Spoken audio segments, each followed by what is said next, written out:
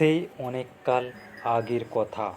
গ্রামের একটা ছোট মাটির ঘরে রবি, তার স্ত্রী কবিতা, তার মেয়ে রূপালী।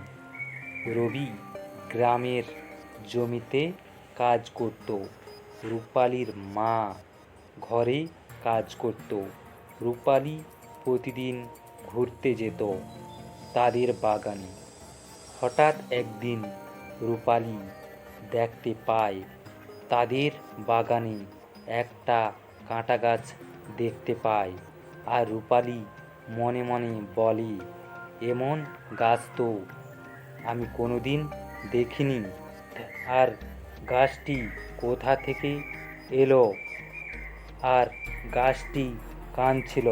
রূপালী মনে মনে বলে, গাছকে মানুষের মতো কোনোদিন কাঁদতে দেখিনি। এ কোনো রাক্ষসী নয় তো? গাছের রূপ ধারণ করেছে। রূপালী গাছটিকে কাঁদতে দেখে দয়া হয়। রূপালী গাছটিকে স্পর্শ করা মাত্র অদৃশ্য হয়ে গাছের ডালি ফুল হয়ে যায়। এদিকে সন্ধ্যা হয়ে আসছিল, কিন্তু রূপালী ঘরে ফিরে আসেনি। তখনও রূপালীর বাবা মা চারিদিকে খুঁজতে থাকে, কিন্তু রূপালীকে কোথাও খুঁজে পায়নি তারা। পরের দিন সকালে রূপালীর মা বাগানে যায়।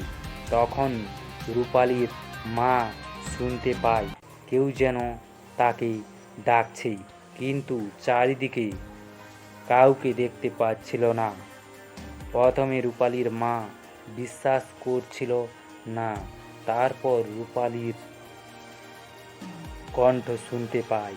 তখন রূপালীর মা দেখতে পায় গাছের ডালে রূপালী ফুল হয়ে ফুটে আছে। রূপালী তার মাকে বলে, মা, আমাকে তোমাদের সাথে ঘরে নিয়ে চলো। আমার এখানে একা একা ভালো লাগছে না। রূপালীর মা গাছের ডালে স্পর্শ করা মাত্র রূপালীর মাও অদৃশ্য হয়ে গাছের ডালে ফুলে পরিণত হয়। তারপর রূপালীর বাবাও চারিদিকে খুঁজতে খুঁজতে তাদের বাগানে এসে পৌঁছায়। তখন রূপালীর বাবা দেখতে পায় রূপালী ও তার মা বাগানের একটা গাছে ফুল হয়ে ফুটে আছে। তারপর রূপালীর বাবা রবি গ্রামের মানুষজনকে ডেকে আনে। গ্রামের একজন গাছটিতে স্পর্শ করা মাত্র সেও গাছের ডালে ফুলে রূপান্তরিত হয়ে যায়। গ্রামের মানুষজন সবাই বলছিল, এরকম অদ্ভুত গাছ আগে কোনোদিন তারা দেখেনি। এটি কোনো রাক্ষসী গাছ।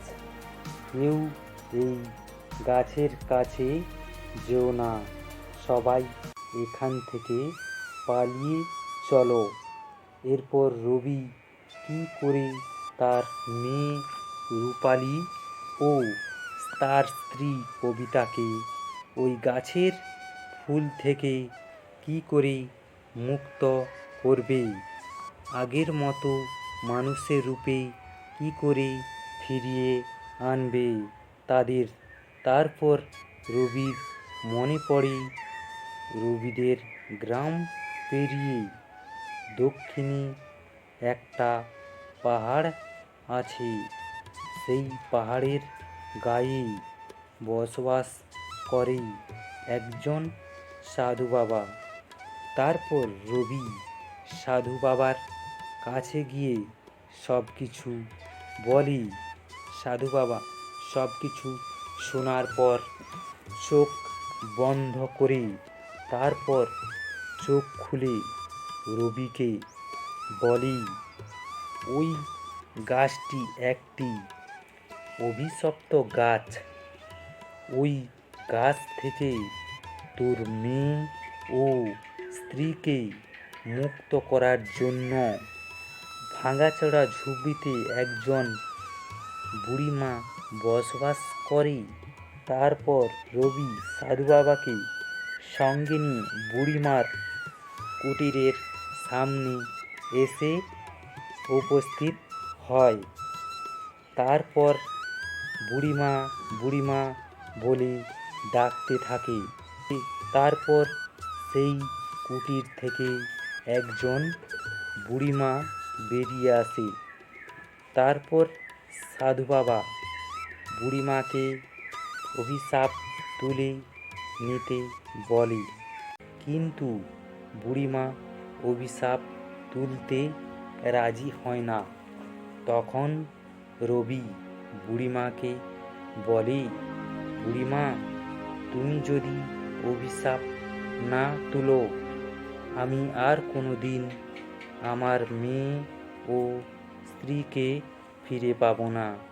তখন বুড়িমা বলে, আমারও একমাত্র ছেলেকে চিরকালের জন্য হারিয়েছি। তারপর রবি বুড়িমাকে বলে, বুড়িমা, কি হয়েছিল? আমার ছেলে একটি গাছে ফুল তুলছিল, তখন গ্রামের কিছু ছেলে আমার ছেলেকে মারে। তারপর আমার ছেলে মারা যায়। সেই দিন আমি সেই গাছটাকে অভিশাপ দিয়েছিলাম যে এই গাছকে স্পর্শ করবে সেই মুহূর্তেই এই গাছের ডালি ফুলে পরিণত হয়ে যাবে। তারপর রবি ও সাধু বাবা বুড়িমাকে অনেক করে বলার পর বুড়িমা তার অভিশাপ তুলে নেয়।